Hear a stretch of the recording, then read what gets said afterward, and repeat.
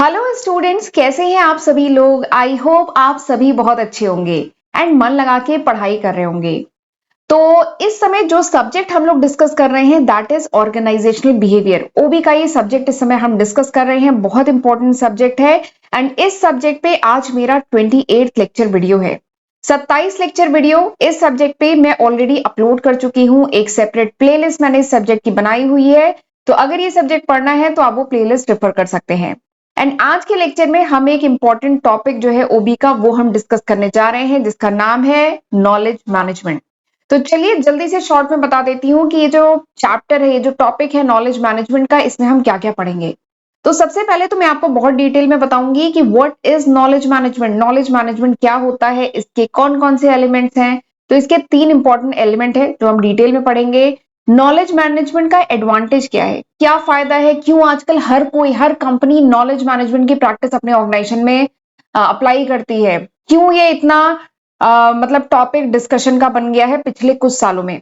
जबकि उससे पहले अगर मैं बहुत पुरानी बात करूं, 15 साल 20 साल पहले नॉलेज मैनेजमेंट की इतनी चर्चा नहीं होती थी, बट ये आजकल बहुत इंपॉर्टेंट टॉपिक है। हर ऑर्गेनाइजेशन इसके बारे में बात करती है, इसकी प्रैक्टिसेस को अपने ऑर्गेनाइजेशन में इंप्लीमेंट करती है। तो क्या फायदा है, ये एडवांटेज पढ़ेंगे। एंड नॉलेज मैनेजमेंट का गोल क्या है, क्यों ये कॉन्सेप्ट अप्लाई किया जाता है, इसका पर्पस क्या है, गोल क्या है, वो समझेंगे। ठीक है, तो ये सारे टॉपिक हमें आज के लेक्चर में पढ़ने हैं। तो चलिए फिर जल्दी से आज का लेक्चर हम स्टार्ट करते हैं। नॉलेज मैनेजमेंट, तो सबसे पहले तो मैं ये बताती हूँ कि ये जो कॉन्सेप्ट है नॉलेज मैनेजमेंट का आया कहां से।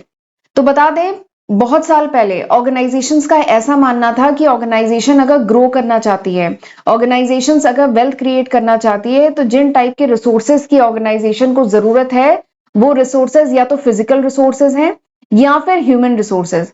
तो ऑर्गेनाइजेशंस का ऐसा मानना था कि इन रिसोर्सेज, ये रिसोर्सेज अगर ऑर्गेनाइजेशन के पास है तो ऑर्गेनाइजेशन वेल्थ क्रिएट कर लेगी, ऑर्गेनाइजेशन लॉन्ग टर्म में ग्रो करेगी। ठीक है, लेकिन जैसे जैसे एडवांसमेंट होने लगा वैसे वैसे ऑर्गेनाइजेशन को रियलाइज हुआ कि नहीं, इन रिसोर्सेज के अलावा एक और रिसोर्स है जो मस्ट है किसी भी ऑर्गेनाइजेशन के लिए, कि अगर वो ऑर्गेनाइजेशन ग्रो करना चाहती है तो। और वो रिसोर्स पता है क्या है, वो रिसोर्स है नॉलेज, वो रिसोर्स है इंफॉर्मेशन। तो ऑर्गेनाइजेशंस ने ये रियलाइज किया कि इन दो रिसोर्सेज के अलावा एक और रिसोर्स है जिसका ज्यादा इंपॉर्टेंट रोल है किसी भी ऑर्गेनाइजेशन की ग्रोथ में, एंड वो है नॉलेज, वो है इंफॉर्मेशन। तो वहीं से ये कॉन्सेप्ट आया नॉलेज मैनेजमेंट का। एंड नॉलेज मैनेजमेंट कह लीजिए अब हर ऑर्गेनाइजेशन, चाहे वो सर्विस सेक्टर की ऑर्गेनाइजेशन हो, चाहे वो मैन्युफैक्चरिंग सेक्टर की ऑर्गेनाइजेशन हो, हर टाइप की ऑर्गेनाइजेशन में नॉलेज मैनेजमेंट इंप्लीमेंट किया जाता है। ठीक, तो इसीलिए ये बहुत इमर्जिंग टॉपिक है और ये काफी इंपॉर्टेंट टॉपिक है, इसलिए आज हम इसे पढ़ने जा रहे हैं, नॉलेज मैनेजमेंट। तो चलिए देखते हैं सबसे पहले नॉलेज मैनेजमेंट होता क्या है।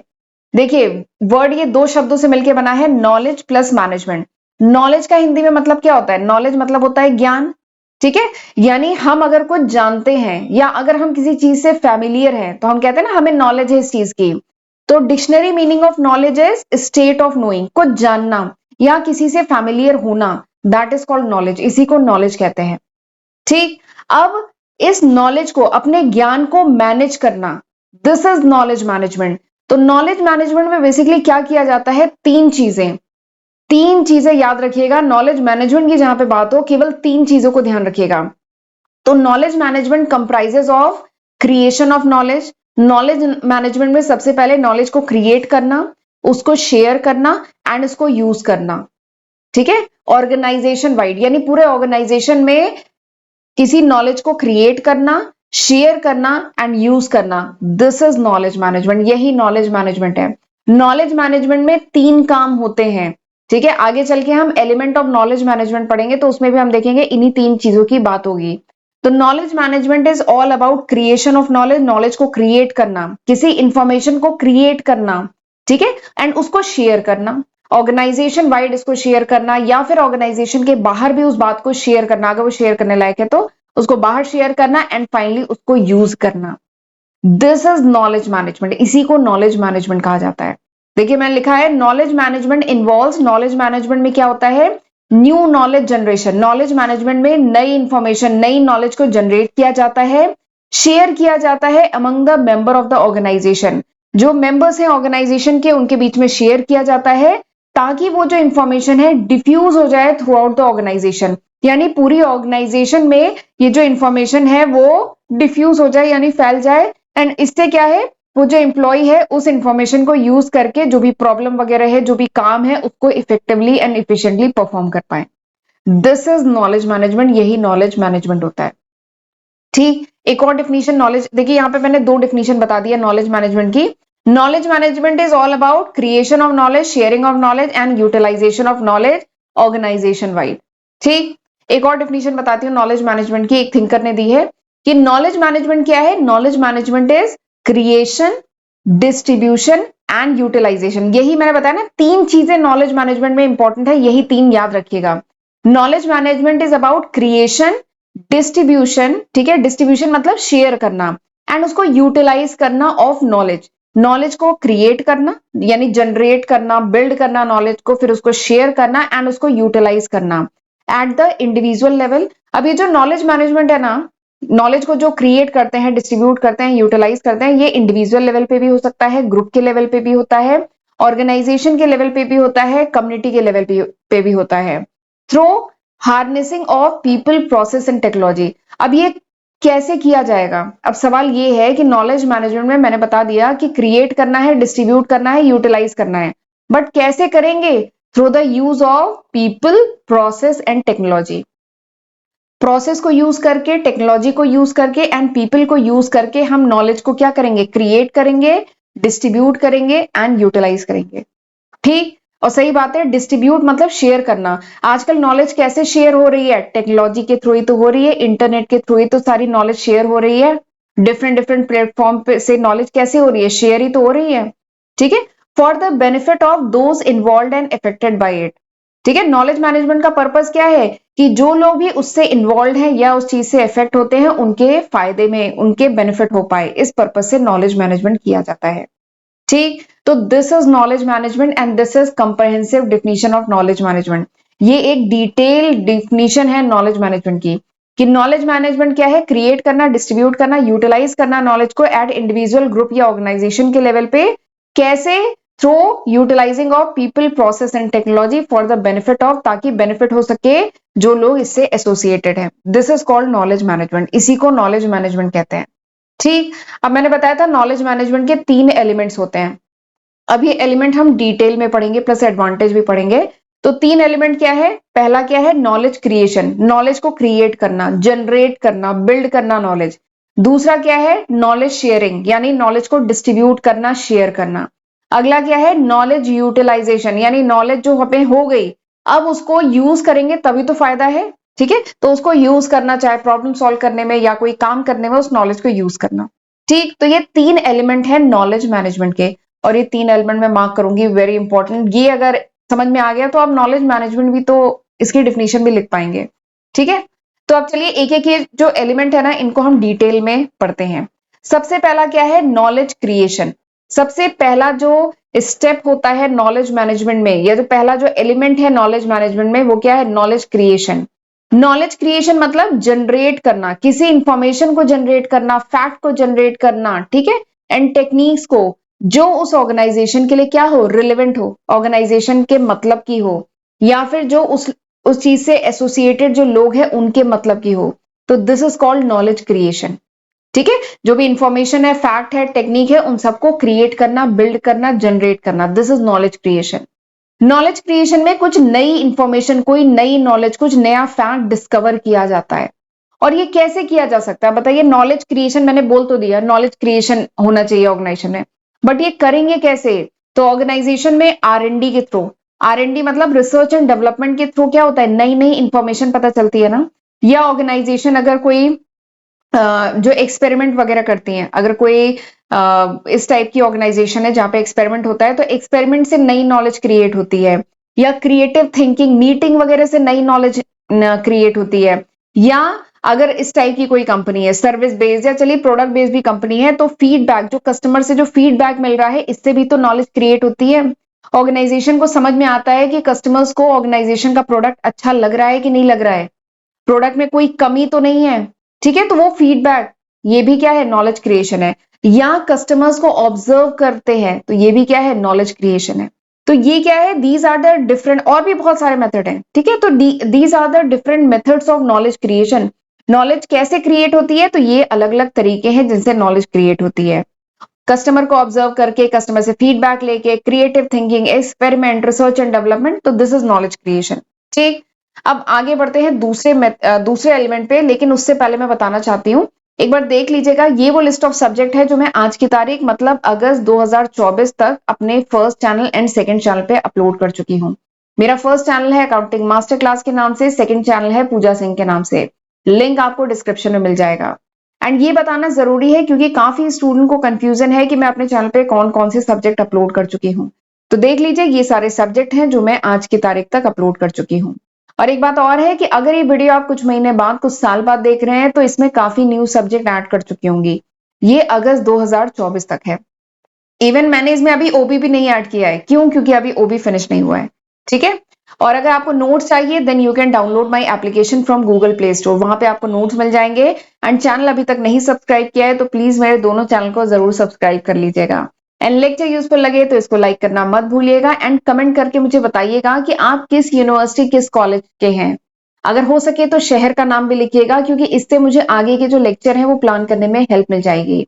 अपने कोर्स का भी नाम लिखेंगे तो अच्छा रहेगा। ठीक है। एंड इंस्टाग्राम पे मुझे जरूर फॉलो कर लीजिए, क्योंकि वहां पे भी मैं टाइम टू टाइम अपडेट डालती रहती हूँ। राइट, चलिए आगे बढ़ते हैं। अब हम पढ़ते हैं अगला जो नेक्स्ट एलिमेंट है, knowledge sharing, that is knowledge sharing. Knowledge management का जो नेक्स्ट एलिमेंट है that is knowledge sharing. Knowledge sharing मतलब नॉलेज को डिस्ट्रीब्यूट करना, नॉलेज को कम्युनिकेट करना।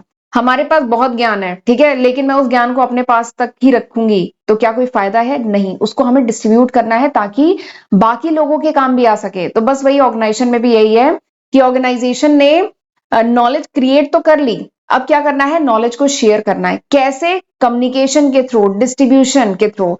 तो ऑर्गेनाइजेशन में जो नॉलेज है, जो इंफॉर्मेशन है, उसको फिर शेयर किया जाता है ऑर्गेनाइजेशन में। जो भी न्यू नॉलेज क्रिएट हुई, ठीक है, फिर उसको स्टोर किया जाता है ऑर्गेनाइजेशन के डेटाबेस में। राइट, एंड उसके बाद इंफॉर्मेशन टेक्नोलॉजी की हेल्प से, अब तो जानते होंगे इंफॉर्मेशन टेक्नोलॉजी की हेल्प से अब ये बहुत आसान हो गया है ऑर्गेनाइजेशन के लिए कि वो प्रॉपर जो है डेटाबेस मेंटेन कर सके, जो नॉलेज है उसको स्टोर कर सके, एंड फिर उस नॉलेज को शेयर कर सके पूरे ऑर्गेनाइजेशन में। ठीक, ताकि उस नॉलेज को यूज करके एम्प्लॉयज जो भी प्रॉब्लम है, जो भी काम है, उसको अच्छे से परफॉर्म कर सके। ठीक, और एक बात और है कि नॉलेज शेयरिंग जो है, ऐसा नहीं कि ये जो ऑर्गेनाइजेशन है केवल इसी में उस नॉलेज को शेयर किया जाएगा। ठीक, आज के टाइम में आप भी जानते हैं कि किसी भी खबर को, किसी भी इंफॉर्मेशन को, किसी भी फैक्ट को हमें अगर शेयर करना है तो बहुत आसान तरीका है ना, use of internet and intranet. देखिए इंट्रानेट क्या है? ऑर्गेनाइजेशन अपने अंडर अंदर ही कोई इंफॉर्मेशन को शेयर करना है तो इंट्रानेट यूज करेगी। लेकिन इंटरनेट का पावर तो आप जानते हैं, भली भांति परिचित हैं। इंटरनेट से कोई भी इंफॉर्मेशन, कोई भी न्यूज, मतलब आप ग्लोबल लेवल पे शेयर कर सकते हैं। तो ऑर्गेनाइजेशंस भी ऐसे करती हैं, नॉलेज को शेयर करती हैं यूजिंग इंटरनेट एंड इंट्रानेट। अब एक चीज और है, नॉलेज शेयरिंग के मेथड क्या क्या हो सकते हैं। ऑर्गेनाइजेशन जो होती है, ऑर्गेनाइजेशन के पॉइंट ऑफ व्यू से बात करते हैं कि ऑर्गेनाइजेशन किसी नॉलेज को कैसे कैसे शेयर कर सकती है। पहला तरीका क्या हो सकता है? Personal rotation. पर्सनल रोटेशन का क्या मतलब है कि इंप्लॉय का जो जॉब रोटेशन आपने पढ़ा होगा एचआर में, वही है पर्सनल रोटेशन। यानी इंप्लॉय को दूसरे डिपार्टमेंट में अगर मूव कर देंगे, अगर ये जो एम्प्लॉय था किसी एक डिपार्टमेंट में काम कर रहा था, ठीक है, इसको इस डिपार्टमेंट की पूरी इंफॉर्मेशन है, लेकिन अब ये है कि दूसरे या फिर कह लीजिए ये जो एम्प्लॉय है इसे ऑर्गेनाइजेशन की इस ब्रांच में, अकाउंट ऑफिस में है ये एम्प्लॉय, ठीक है। अब इस ऑर्गेनाइजेशन की एक दूसरी ब्रांच खुली और यहाँ पे अकाउंट ऑफिस के जो लोग हैं उन्हें ट्रेनिंग देनी है। तो क्या किया जाएगा? इस एम्प्लॉय को उठा के इस ब्रांच में ट्रांसफर कर दिया जाएगा। तो इससे क्या है, इस एम्प्लॉय को जो भी नॉलेज थी वो क्या हो गई? ट्रांसफर हो गई। यहां पर जब ये एम्प्लॉय काम करेगा दूसरी ब्रांच में, अकाउंट ऑफिस में, तो यहाँ के लोगों के साथ मतलब इनको ट्रेन कर पाएगा। ठीक है। तो नॉलेज शेयरिंग का एक बहुत इंपॉर्टेंट तरीका है पर्सनल रोटेशन, यानी एम्प्लॉय को रोटेट कर देना, उसको किसी दूसरी ब्रांच में ट्रांसफर कर देना, ताकि क्योंकि उस एम्प्लॉय के साथ उस एम्प्लॉय की नॉलेज भी तो वहां मूव कर गई। ठीक है। या फिर दूसरा तरीका है एजुकेशन या ट्रेनिंग प्रोग्राम वगैरह प्रोवाइड करना, साइट विजिट प्रोवाइड करना, तो इससे भी नॉलेज शेयरिंग होती है। ठीक, ये हो गया दूसरा एलिमेंट। तीसरा एलिमेंट क्या है? नॉलेज को फाइनली यूटिलाइज करना। किस चीज में यूटिलाइज करना? तो नॉलेज को यूज किया जाता है for problem solving, for which it has been acquired. Knowledge acquire क्यों की गई है? ताकि प्रॉब्लम सॉल्व की जा सके। एक चीज और है, बहुत इंपॉर्टेंट पॉइंट है ये, देखिए बाकी जो रिसोर्सेज हैं, ठीक है। जैसे फिजिकल रिसोर्सेज जो ऑर्गेनाइजेशन के हैं, जैसे रॉ मटेरियल वगैरह है, तो बाकी जो रिसोर्सेज हैं अगर आप उनको यूज करते हैं तो क्या होता है, वो खत्म हो जाते हैं, वो डिप्लेट हो जाते हैं। ठीक। बट नॉलेज की बहुत खास बात है, वो क्या बात है कि नॉलेज आप जितना शेयर करेंगे, जितना यूज करेंगे, वो उतना ग्रो होगी, उतनी नॉलेज बढ़ती है ना। हम जितना नॉलेज शेयर करते हैं हमारी नॉलेज उतनी बढ़ती है। ठीक है, क्योंकि डिस्कशन होंगे और चीजें निकल के आएंगी, नई नॉलेज क्रिएट होगी। तो ये बहुत खास बात है इस रिसोर्स की। देखिए यही यहाँ पे लिखा है कि अनलाइक अदर रिसोर्सेज, जबकि दूसरे रिसोर्सेज क्या होते हैं, वो डिप्लेट होते जाते हैं, खत्म होते जाते हैं जब आप उनको यूज करते हैं। केवल नॉलेज ही एक ऐसा रिसोर्स है जिसको आप शेयर करेंगे तो वो ग्रो करेगी। ठीक है। Knowledge perish when it is not use. Even knowledge के साथ तो उल्टा है कि नॉलेज अगर आपने यूज नहीं की ना तो वो पेरिश हो जाएगी, खत्म हो जाएगी। ठीक। हम जानते हैं भारत में बहुत सारी ऐसी लैंग्वेजेस हैं जो बहुत ज्यादा ऐसी लैंग्वेजेस थी जो पहले बोली जाती थी, लेकिन अब क्योंकि वो कह लीजिए नेक्स्ट जनरेशन पे वो लैंग्वेज ट्रांसफर नहीं हो पा रही है, जिसकी वजह से तो यानी वो नॉलेज, वो जो लैंग्वेज की नॉलेज है वो ट्रांसफर नहीं हो पा रही है, जिसकी वजह से वो जो लैंग्वेज है, वो जो नॉलेज है, या वो जो कस्टम है, ट्रेडिशन है, वो खत्म होते जा रहे हैं। ठीक है। तो बस वही कुछ चीज है कि नॉलेज को अगर हमने ट्रांसफर नहीं किया, ठीक है, उसको यूज नहीं किया, ट्रांसफर नहीं किया, यूज नहीं किया ना, तो इट इज नॉट यूज, वो पेरिश हो जाएगी, खत्म हो जाएगी। ठीक। एंड ये कब बढ़ेगी, नॉलेज कब बढ़ेगी, when it is use. Knowledge एक ऐसी चीज है जिसको जितना यूज करोगे वो बढ़ेगी, और नहीं यूज करोगे तो खत्म हो जाएगी। तो जैसे हमारा इंडिया का जो कल्चर, ट्रेडिशन, या जो बहुत सारी लैंग्वेजेस थी वो क्योंकि अगली जनरेशन पे ट्रांसफर नहीं हो पा रही हैं, फिर उनको नॉलेज नहीं है, उसको यूज नहीं किया जा रहा है पुरानी भाषाओं को, जिसकी वजह से वो खत्म होती जा रही है। ठीक। तो वही चीज यहाँ पे भी है। तो knowledge is basically self regenerative and feeds on itself. Knowledge की खास बात है कि नॉलेज क्या है, सेल्फ रीजनरेटिव। इसका मतलब क्या है, नॉलेज अपने आप खुद रीजनरेट होती है और बढ़ती जाती है। फीड ऑन इटसेल्फ यानी ये नॉलेज खुद को फीड करती है। इसका मतलब क्या है कि देखिए, जब आपने कोई particular piece of information, suppose करिए आपने कुछ अनकवर किया, कुछ आइडेंटिफाई किया, ठीक है, कोई इंफॉर्मेशन आपने आइडेंटिफाई किया। अब इस इंफॉर्मेशन की वजह से कुछ कंडीशन क्रिएट होगी, इस इंफॉर्मेशन की वजह से कुछ डिमांड क्रिएट होगी, जिसकी वजह से फिर इसके आगे हम और ज्यादा सर्च करेंगे इस चीज पे और इंफॉर्मेशन लाएंगे। तो हमें एक नॉलेज, जैसे ये चेन प्रोसेस है, हमें ये चीज पता है, पता चल गई, सपोज करिए हमें कोई नया फैक्ट, नया फिगर, कुछ भी पता चला, तो क्या हम यहीं पे रुक जाएंगे? नहीं, इसकी वजह से कुछ और सिचुएशन क्रिएट होगी, कुछ और डिमांड क्रिएट होगी, तो हम आगे और इस पे सर्च करेंगे। फिर ये पता चल गया तो इसके आगे और सर्च करेंगे। तो इसीलिए क्या होता है, नॉलेज को कहा जाता है कि ये सेल्फ रीजनरेटिव है, यानी ये आगे बढ़ती जाती है, नॉलेज यूज होती जाती है, बढ़ती जाती है। ठीक। तो this is the third element of knowledge management. चलिए अब इसके जल्दी से मैं एडवांटेज बता देती हूँ, क्या फायदा है नॉलेज मैनेजमेंट का। ठीक। तो मैं बता दूं कि आज के टाइम में बहुत सारी ऑर्गेनाइजेशन है जो प्रैक्टिस करती है नॉलेज मैनेजमेंट अपने यहाँ पे। ठीक है। एंड ऐसी ऑर्गेनाइजेशन जो नॉलेज मैनेजमेंट को अपने यहाँ पे प्रैक्टिस करती है, ऐसी ऑर्गेनाइजेशन को क्या कहा जाता है, नॉलेज इंटेंसिव ऑर्गेनाइजेशन। ठीक है। ऐसी ऑर्गेनाइजेशन जो अपने यहाँ पे नॉलेज मैनेजमेंट प्रैक्टिस करती है उनको कहा जाता है नॉलेज इंटेंसिव ऑर्गेनाइजेशन। बेसिकली इस टाइप की जो नॉलेज इंटेंसिव ऑर्गेनाइजेशन होती है ना, this type of organisation is skilled in, इस टाइप की ऑर्गेनाइजेशन की खास बात क्या होती है, इन्हें नॉलेज को क्रिएट करना, नॉलेज को एक्वायर करना, नॉलेज को ट्रांसफर करना, ठीक है, बहुत अच्छे से आता है। तो इस टाइप की ऑर्गेनाइजेशन को कहा जाता है नॉलेज इंटेंसिव ऑर्गेनाइजेशन। अब बात कर लेते हैं, अगर कोई ऑर्गेनाइजेशन नॉलेज इंटेंसिव ऑर्गेनाइजेशन है, यानी नॉलेज को क्रिएट करना, शेयर करना, यूज करना अगर आता है, तो इसका फायदा क्या है। तो सबसे पहला इसका फायदा है कि this type of organisation is capable of systematic problem solving and experimentation. यानी वो ऑर्गेनाइजेशन जो नॉलेज को यूज करना जानती है ना, वो अपनी प्रॉब्लम को बहुत ही सिस्टमैटिक वे में अच्छे से सॉल्व कर पाती है, एक्सपेरिमेंटेशन कर पाती है। ये इसका पहला फायदा है। दूसरा फायदा क्या है कि नॉलेज इंटेंसिव, KIO मतलब नॉलेज इंटेंसिव जो ऑर्गेनाइजेशन होती है, वो अपने, क्योंकि नॉलेज स्टोर भी तो की गई है, नॉलेज को क्रिएट किया गया, फिर नॉलेज को स्टोर किया गया, तो इससे क्या होता है कि इस टाइप की जो ऑर्गेनाइजेशन होती है वो अपने पास्ट एक्सपीरियंस से लर्न कर पाती है, दूसरों से लर्न कर पाती है, लर्निंग फ्रॉम अदर्स, और ये नॉलेज को ट्रांसफर कर पाती है। ठीक है। तो ये इसका दूसरा फायदा है।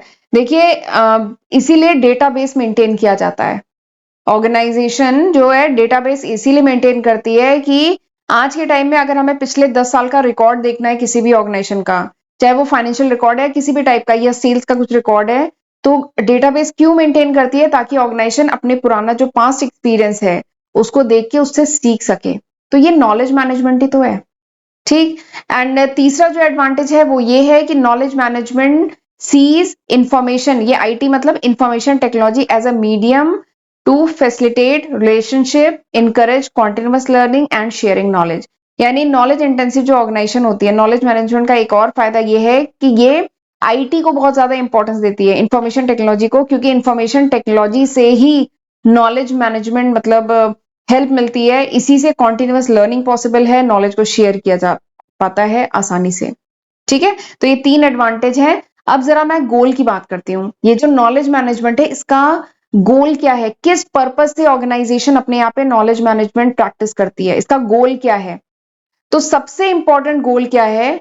To improve the way business is functioning. यानी बिजनेस जिस भी तरीके से काम कर रहा है, जिस भी तरीके से फंक्शनिंग कर रहा है, उसको और इंप्रूव करना, ये मेन ऑब्जेक्टिव है, मेन गोल है नॉलेज मैनेजमेंट का। टू इंप्रूव कर, हम इसे इंप्रूव कर सकें। ठीक है, नॉलेज मैनेजमेंट में ऑर्गेनाइजेशन क्या करती है? इंफॉर्मेशन कलेक्ट करती है, ठीक है, उसको शेयर करती है ताकि ऑर्गेनाइजेशन ये समझ सके कि और बेटर हम कैसे कर सकते हैं और इंप्रूव कैसे कर सकते हैं। जैसे एग्जांपल के लिए नॉलेज मैनेजमेंट में ऑर्गेनाइजेशन ने पूरे अपने ऑर्गेनाइजेशन की इंफॉर्मेशन, फैक्ट्स, फिगर निकलवाए, उसको एनालाइज करवाया, तो इसका फायदा क्या है? ऑर्गेनाइजेशन शायद ये देख सकती है कि हम अपने प्रोडक्शन को और ज्यादा कैसे बढ़ा लें, ये जो खर्चा इतना ज्यादा आ रहा है ऑर्गेनाइजेशन में, इस कॉस्ट को कैसे रिड्यूस कर लें। तो बेसिकली ऑर्गेनाइजेशन जो भी काम कर रहा है उसे और ज्यादा इंप्रूव कैसे कर लें, ये नॉलेज मैनेजमेंट का गोल है। जो भी ऑर्गेनाइजेशन है वो अपने काम को और इफेक्टिवली और इफिशिएंटली कैसे परफॉर्म कर ले, ये पर्पस है नॉलेज मैनेजमेंट का। ठीक है, तो these were the few goals of knowledge management, और इसी के साथ हमारा ये पूरा टॉपिक नॉलेज मैनेजमेंट का फिनिश होता है। तो मैंने बहुत डिटेल में बता दिया नॉलेज मैनेजमेंट क्या है, इसके 3 एलिमेंट्स है। कौन कौन से 3 एलिमेंट है? नॉलेज क्रिएशन, देखिए knowledge creation, knowledge sharing and knowledge utilisation.